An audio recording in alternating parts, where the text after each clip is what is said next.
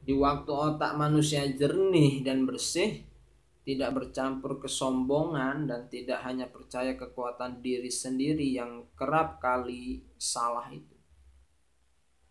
Timbullah dalam hatinya perasaan bahwa ada yang mengatur alam ini.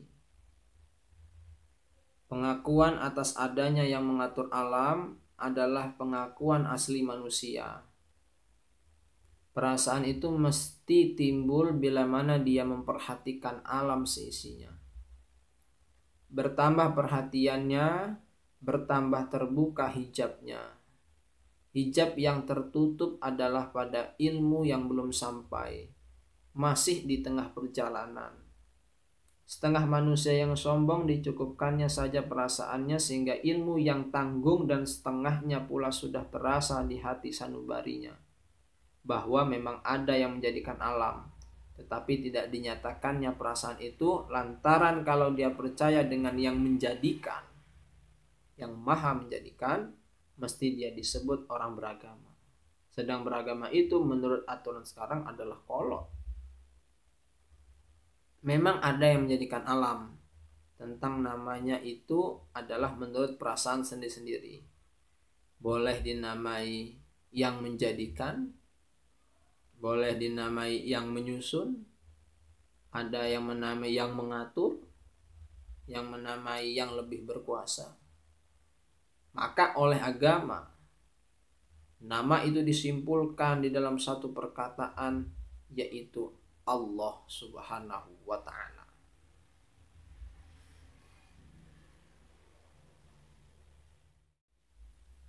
Bismillahirrahmanirrahim. Qala al-muallif rahimahullahu ta'ala wa nafa'ana bihi wa bi'alumi fid dharaini amin. Terlanjutkan pembacaan karya Buya Hamka yang berjudul Tasawuf Modern sampai pembahasan tentang arti agama. Ad-din diartikan dalam bahasa kita ini populer dengan agama. Ad-din menurut artinya yang asli ialah menyembah, menundukkan diri atau memuja. Tetapi agama itu telah umum dalam bahasa kita.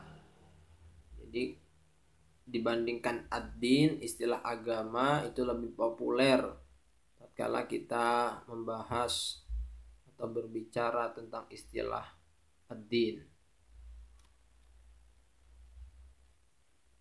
Agama atau kata agama itu menurut ahli bahasa terambil juga dari bahasa Arab, yaitu iqamah, artinya pendirian.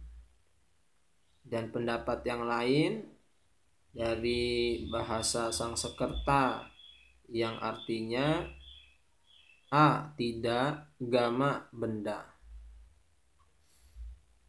Sehingga agama ialah buah atau hasil kepercayaan dalam hati, yaitu ibadah yang terbit lantaran telah ada iktikad lebih dahulu, menurut dan patuh karena iman. Maka tidaklah timbul ibadah kalau tidak ada tasdik, dan tidak terbit patuh, khudu', kalau tidak dari taat yang terbit lantaran telah ada tasdik, membenarkan atau iman. Penjelasan sebelumnya, yakni iman seseorang itu bisa dibuktikan dengan tasdik, yakni membenarkan dalam hati, diucapkan dengan lisan, dan diamalkan melalui perbuatan.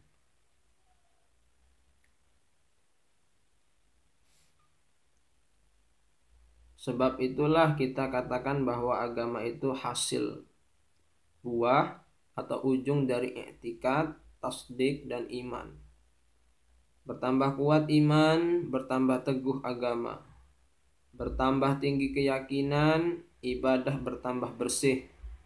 Kalau agama seseorang tidak kuat, tidak sungguh dia mengerjakan, tandanya imannya, i'tikadnya, dan keyakinannya belum kuat pula. Kalau seseorang mengerjakan agama karena pusaka, turunan atau lantaran segan kepada guru. Bila tempat segan, takut, dan guru itu tidak ada lagi, berhentilah pekerjaan agama itu. Berkata Raghib Al-Asfahani di dalam kitabnya Ghazibul Quran, agama itu diperuntukkan bagi taat dan pahala. Dipakai juga untuk menamai syariat dan dipakaikan pula untuk ketundukan dan kepatuhan mengikuti perintah syariat. Jadi dalam hal ini ada beberapa istilah yang digunakan Buya Hamka untuk memberikan pemahaman kita tentang agama. Yakni jika agama itu memang berasal dari keimanan, iktikad seseorang, maka dia tidak akan bergantung kepada seseorang. Sebab kalau orang beragama karena bergantung pada seseorang, ketika seseorang itu telah tiada, maka bisa jadi orang itu hilang dari agamanya. Maka keyakinan, iktikad yang sebenar-benarnya atas penyelidikan, maka akan timbul agama sebagaimana yang dikehendaki, yakni menyembah atau menundukkan diri. Yang dimaksudkan kepada siapa? Tentu dalam hal ini karangan ini kepada Allah Subhanahu wa taala. Maka hubungan agama dengan iman disampaikan pula oleh Buya Hamka. Sebagian filosof Islam berkata, iman itu meskipun bermacam-macam rupanya, namun pertaliannya dengan agama kuat sekali. Bahkan tidaklah ada agama kalau tidak ada iman. Padahal iman itu ada meskipun agama tidak ada. Demikianlah misal segala barang yang ada ini. Meskipun rupanya berlain-lain dan bentuknya tidak sama, wujudnya hanya satu. Maka agama dengan iman itu demikian juga. Jauharnya satu juga, meskipun berlain-lain bentuk dan rupanya. Kalau kita perhatikan hadis Nabi Muhammad SAW tentang pertanyaan malaikat Jibril kepada Nabi Muhammad tentang arti Islam, iman, dan ihsan, sebagaimana Nabi bersabda setelah Jibril gaib dari mata sahabat-sahabatnya, itulah malaikat Jibril yang datang kepada kamu hendak mengajarkan agamamu. Nyatalah bahwa jauharnya satu juga, meskipun berlainan bentuk agama, iman dan ihsan itu. Nah, ini penjelasannya. Setelah kita ada hubungan agama dengan iman, maka keyakinan yang paling utama dalam agama ialah iman dengan adanya Tuhan. Kehidupan itu membuktikan bahwa Tuhan Allah Subhanahu wa ta'ala ada. Dengan perantaran alat yang bernama mikroskop, teleskop, dan alat pembesar lain, orang dapat melihat tubuh yang halus dengan dibesarkan beribu-ribu kali. Mereka dapat menyaksikan bahwa pada tubuh yang kasar dan hidup ini ada benda yang sangat halus. Di sini maksudnya sangat halus, ini sangat kecil, yang disebut sel, ya. Ada atom apa. Orang Arab menamai jauhar yang sangat kecil, lunak, tidak mempunyai warna, bentuknya serupa telur. Barang itu telah lama sekali diperhatikan, diselidiki dengan sangat hati-hati. Alat pembesaran itu dibuat lebih sempurna dan lebih membesarkan.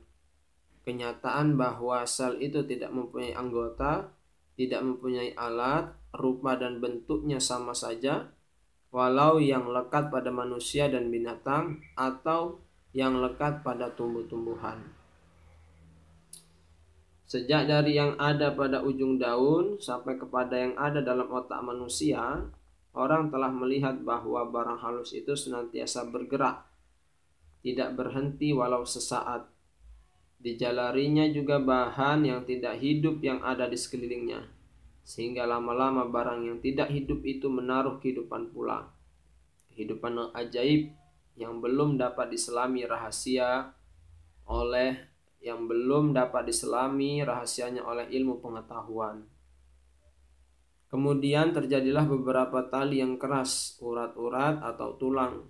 Kalau telah berupa tulang, tidak akan jadi daging, atau sebaliknya, mana yang menjadi daun tidak dapat lagi menjadi buah.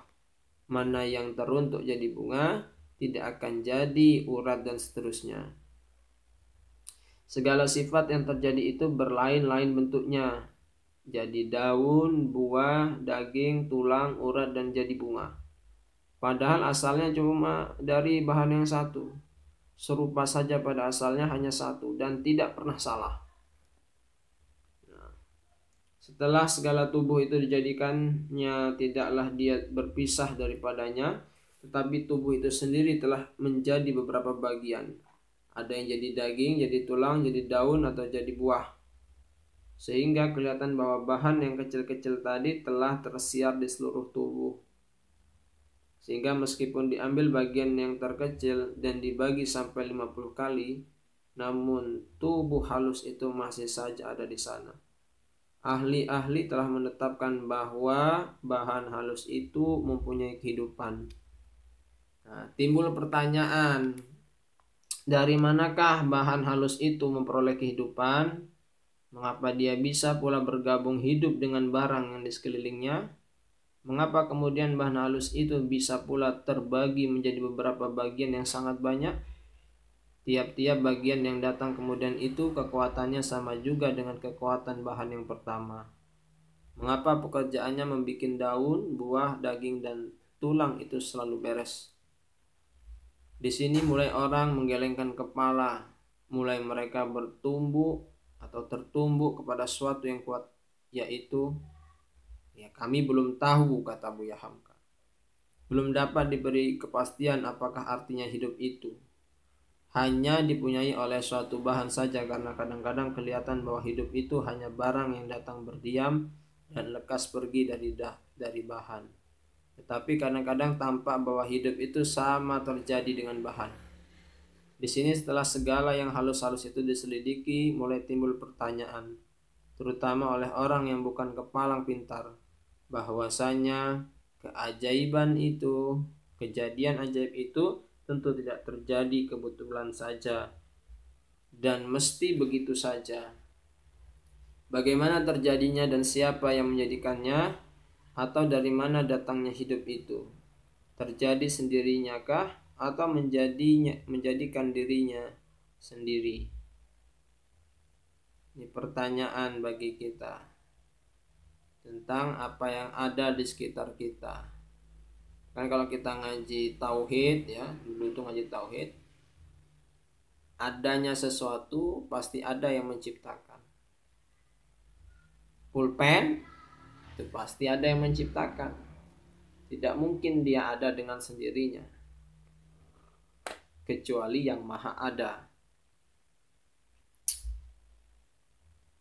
Sehingga kalau keberimanan seseorang itu terhadap yang selalu ada, yang maha ada, maka imannya tidak akan lepas tatkala ia kehilangan sesuatu yang dianggap ia senangi di dunia. Ia beragama bukan dilandasi atas sosok seseorang, bukan karena cinta kepada manusia, tetapi dia mencintai agamanya, melainkan karena Zat yang maha mencintai. Orang yang melihat suatu pameran memperhatikan mesin-mesin baru, berlainan sifat-sifatnya dan berlain kekuatannya. Satu mesin mengupas padi, menyaring dan menjadikannya beras, dan mesin yang lain lagi menjadikannya tepung. Mesin yang satu lagi bisa mengganti tembakau, yang lain mencetak, menggunting, melipat, dan mengatur surat kabar. Dan banyak lagi mesin lain. Seketika orang tercengang dan bertanya dalam hatinya, Alangkah pintarnya manusia yang memperoleh ide ini. Satu mesin, tapi bisa jadi sifat-sifatnya dan kekuatannya itu berbeda. Bukan hanya mesin, tapi alat-alat pemotong lainnya. Kalau ini kan mesin untuk cetak, tapi untuk memotong itu bahkan kalau kita perhatikan juga merupakan salah satu kepintaran manusia kalau kita menyebutkan. Ada namanya gergaji, ada namanya tang, ada golok, ada pacul, ada cangkul, ada gunting, ada pisau, ada karter, dan alat-alat lainnya yang sejenisnya untuk motong. Dan kegunaannya pastilah berbeda. Nggak mungkin kita ingin menebang pohon itu dengan gunting, sementara ingin memotong kertas pakai gergaji. Artinya adanya sesuatu itu sebenarnya kegunaannya juga berbeda. Baik, sekarang kalau dikatakan orang bahwa ada suatu mesin baru, hidup apinya dari gas yang dikorek sendiri oleh mesin itu ke dalam tanah, dan air yang perlu teralir dari badannya dijemputnya sendiri ke dalam sungai, sehingga air masuk lantaran dinyalakan api, sehingga air itu masak lantaran dinyalakan api, dan api itu menjadi asap, kemudian dia bergerak sendirinya. Dia sendiri pula yang pergi menjemput gandum yang sedang terlonggok di sawah. Ada pula perkakas yang akan memotong dari tangkainya, lantas berputar pula sendirinya, sehingga gandum itu tertanam dengan kekuatan mesin, terkupas dengan kekuatan mesin, atau kertas itu tercetak dengan kekuatan mesin. Tidak lari dari ide manusia dan tidak pula ikut campur tangan manusia. Kalau ada orang yang menceritakan bahwa ada mesin bernyawa begitu, bagaimanakah kata yang mendengar? Orang akan katakan tukang kabar itu pendusta, tidak masuk akal, mustahil. Hanya orang-orang yang dipengaruhi dongeng agaknya akan tertarik dengan kabar ganjil itu. Memang tidak ada mesin seganjil itu, tidak dicampuri akal dan pikiran, tidak dicampuri ide manusia dan tangan manusia. Tidak masuk akal satu mesin terjadi sendiri dan menciptakan diri sendiri. Bagaimana dengan barang atau binatang hidup yang kita namai bahan atau sel, atom atau elektron bernyawa yang sangat kecil itu? Bahwa kalau kita dengar ya penjelasan-penjelasan, dalam tubuh manusia itu ada sel ya, itu sangat kecil ya, dan itu yang akan kekal abadi, dan itu yang akan kita dibangkitkan kembali dari hal yang paling kecil itu, yang kalau dikumpulkan barang 1000 ekor belum sampai sebesar ujung jarum, yang ahli-ahli dan orang-orang pintar menyelidiki dan telah tahu bahwa dia bernyawa dan bisa memindahkan hidup kepada barang yang tak bernyawa di sekelilingnya. Meskipun kecil, kalau ditilik dengan alat kelihatan sebagai hutan lebat di rimba sunyi layaknya, sehingga manusia tercengang melihatnya. Adakah mengenai yang kecil ini kita akan memutuskan saja bahwa dia terjadi sendiri, tiba-tiba karena demikian kehendak alam? Sedang mesin yang kerja sendiri atau kapal berlayar sendiri mustahil. Kalau alam kuasa mentiba-tibakan barang kecil sekonyong-konyong, mengapa tidak kuasa mentiba-tibakan barang besar? Kenapa kepada benda kecil itu kita mengambil misal, sedang yang besar yang terbentang di hadapan mata tak jadi perhatian?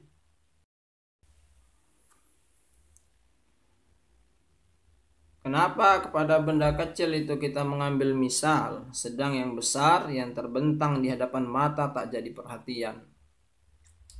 Telah dipandang orang basi dan lapuk kalau kita mencari misal dari binatang-binatang yang kasar, dari manusia yang matanya selalu dapat melihat, mata yang jernih bercahaya, dapat melihat, telinga, mengapa dia mendengar? Beribu, beratus-ratus ribu ahli-ahli mengeluarkan mesin yang model baru.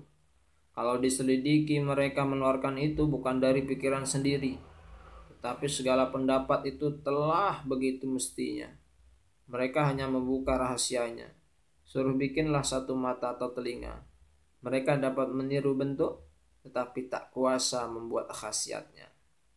Semua akan menjawab tak sanggup. Orang banyak yang mengagung-agungkan tentang kepandaian manusia menciptakan mesin. Padahal toh kenyataannya mesin yang ada itu bisa ditiru pula dengan orang lain. Negara lain niru, negara ini niru, kelompok ini niru, kelompok ini niru. Tapi tak satu pun orang yang sanggup meniru manusia. Jangankan manusia, wujud manusia. Coba sajalah buat telinga, bahasa Buya Hamka. Ya orang bisa membuat bentuk telinga, tapi khasiat dari telinga bisa mendengarkan segala macam. Tidak akan ada yang sanggup.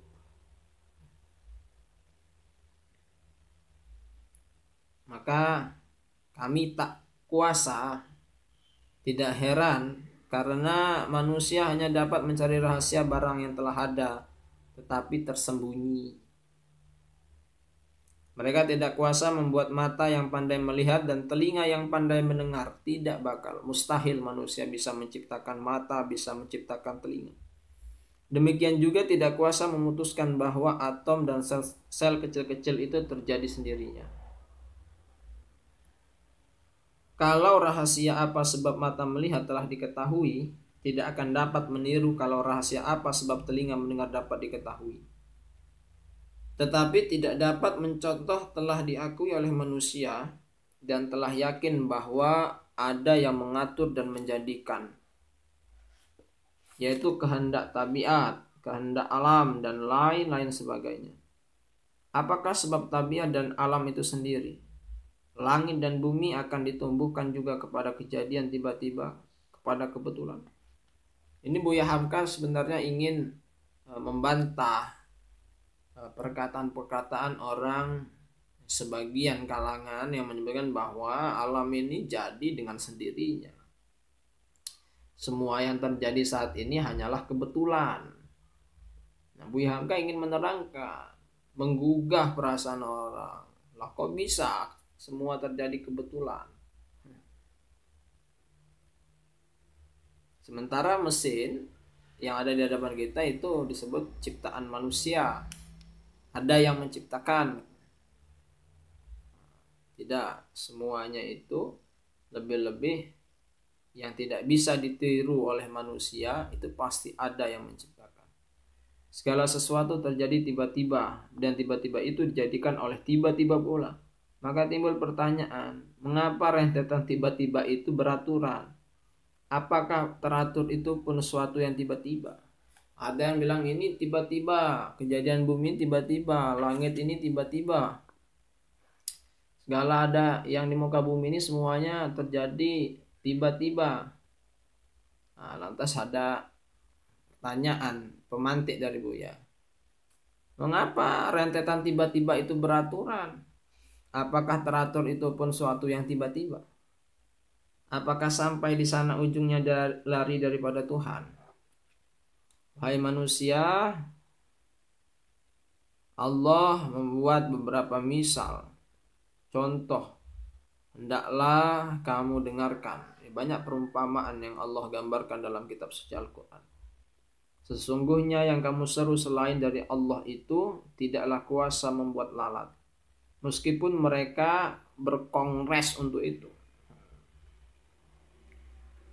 Dan kalau lalat itu sendiri merampas barang sesuatu dari diri mereka, tidaklah dapat mereka merebutnya kembali. Lemah yang menuntut dan lemah pula yang dituntut. Tidaklah mereka dapat menaksir Allah dengan taksiran sempurna. Sesungguhnya Allah Maha Kuat dan Maha Kuasa.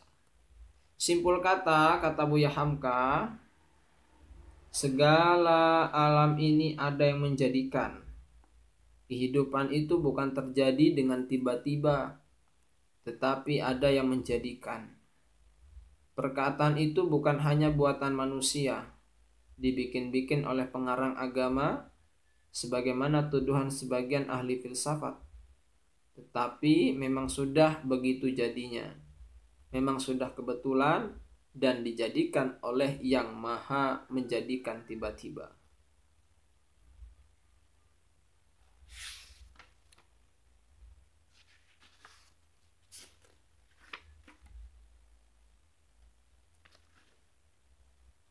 Maka pada keterangan-keterangan yang lalu pembaca telah tahu bahwa seluruh tumbuhan-tumbuhan dan makhluk yang bernyawa tersusun daripada makhluk yang hidup, yang bila dikumpulkan kurang lebih 100.000 banyaknya belum akan sebesar ujung jarum. Ia kemudian tersusun menjadi buah, jadi daun, tulang, daging, dan seterusnya, dipatrikan oleh kimia yang mengandung 4 zat yang masyhur, yaitu oksigen, hidrogen, nitrogen, karbonium. Oksigen, semisal gas udara, membakar walau benda yang dingin sekalipun. Hidrogen, gas yang lunak, juga sebagai oksigen, tetapi lebih ringan. Setengah dari khasiatnya jika dia tercampur dengan oksigen dapat menghasilkan air. Air di lautan, di daratan, dan di awan. Semuanya tersusun daripada oksigen dan hidrogen. Nitrogen, gas lunak, sebagai oksigen juga, tetapi jauh berbeda dari oksigen dan hidrogen. Jadi nitrogen termasuk gas lunak sebagai oksigen, tetapi jauh berbeda dari oksigen dan hidrogen.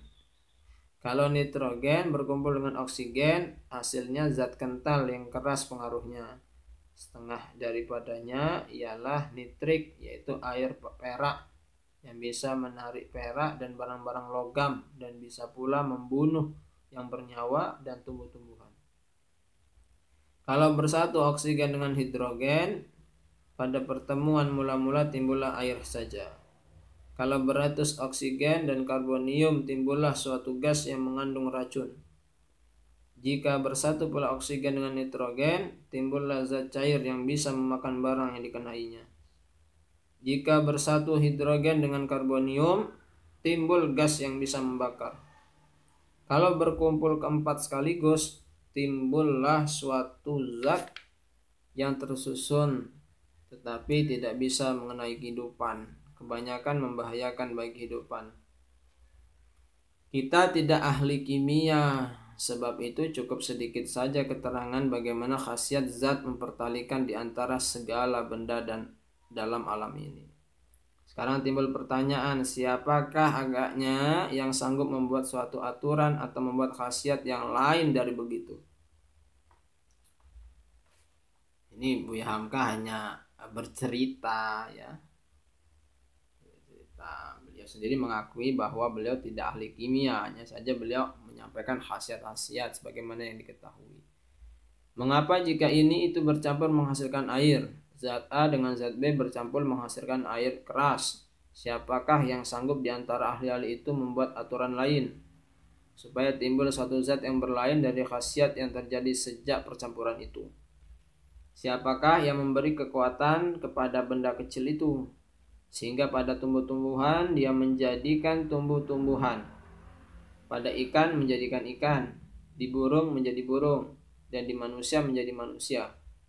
Mengapa benda yang menciptakan manusia tidak menimbulkan buah kayu? Padahal zat itu pada asalnya hanya satu saja, serupa yang ada pada ikan dengan yang ada pada manusia. Kalau oksigen itu ada di dalam udara, mengapa udara tidak membakar manusia? Kalau sekiranya oksigen yang ada dalam tubuh manusia jadi air, mengapa sepertiga tubuh itu belum pernah jadi air? Mengapa oksigen badan tidak bercampur dengan nitrogen sehingga dia menjadi suatu barang cair yang bisa menelan tubuh? Apakah hal yang sangat ganjil dan ajaib itu terjadi dengan tiba-tiba? Adakah peraturan yang dijalaninya dan penjagaan yang mengatur jalannya? Kalau asal benda kecil yang diteropong oleh ahli itu hendak berkembang dalam badan dan mengalirkan hidup kepada yang lain, sehingga badan jadi daging semua tidak bertulang, apakah salahnya? Kalau telingamu terjadi dari buah durian, tulangmu terjadi dari tulang gajah, dan matamu dari buah apel, siapakah yang melarang? semuanya tidak bisa jadi sebab ada yang melarangnya. Orang ateis yang masih bingung belumlah dapat menamai, tetapi yang keras kepala sudah dapat menamainya, yaitu kebetulan. Semua yang terjadi yang disebutkan ini contoh-contoh Buya sangat banyak, istilah-istilahnya banyak yang menyebutkan orang-orang ateis itu sebagai kebetulan. Ya sudah demikian adanya. Tetapi yang insaf, ya, yang benar-benar bebas berpikir, tidak tentu akan sampai pikirannya mengakui bahwa memang ada yang mengatur semuanya itu. Dan kalau dia tidak juga mau mengaku, tandanya dia bukan ateis, bukan bebas berpikir. Dan segala perjalanan itu ialah dengan inayah Allah.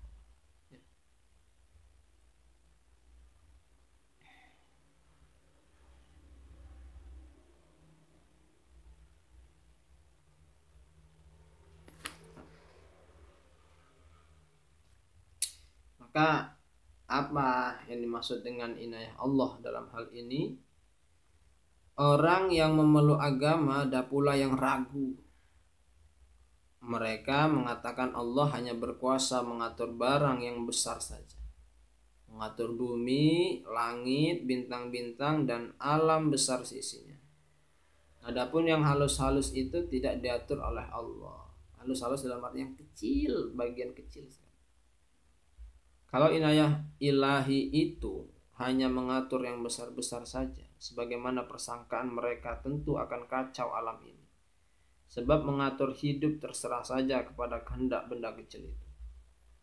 Tentu akan terjadi seorang yang berniat menanam padi, malah lalang yang tumbuh. Seorang mengandung anak mengharapkan seorang manusia kiranya lahir anak buaya atau kerbau beranak kelapa. Orang hendak mengendarai kuda, kuda itu kebetulan jadi katak. Telinganya yang sebelah terjadi dari telinga keledai, kakinya kaki harimau, perutnya perut manusia, dan mulutnya mulut babi. Sebab asal benda hanya satu saja. Kalau tak ada yang mengatur dan mengurus perjalanan aturannya, tentulah kacau. Sedangkan binatang yang besar tidak bisa mengatur diri sendiri, kononlah binatang atau benda yang sangat kecil itu. Maka menurut Charles Darwin, alam ini berjalan menurut satu aturan saja, yaitu aturan at-tawwur wal irtiqa', naik dan maju.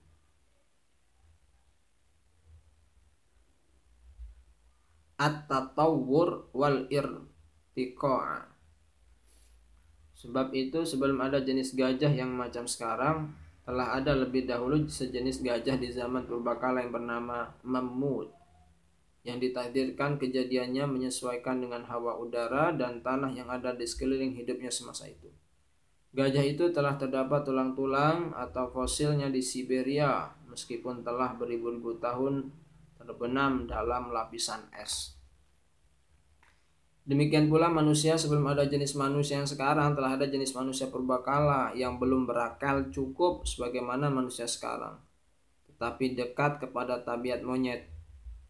Aturan naik dan maju itulah rupanya yang di dalam agama dinamai sunnatullah. Jadi tidaklah dapat dijatuhkan alasan agama yang mengatakan bahwa alam ini besarnya dan kecilnya melalui satu jalan yang tertentu dalam takdir dan kehendak ilahi yang maha kuasa.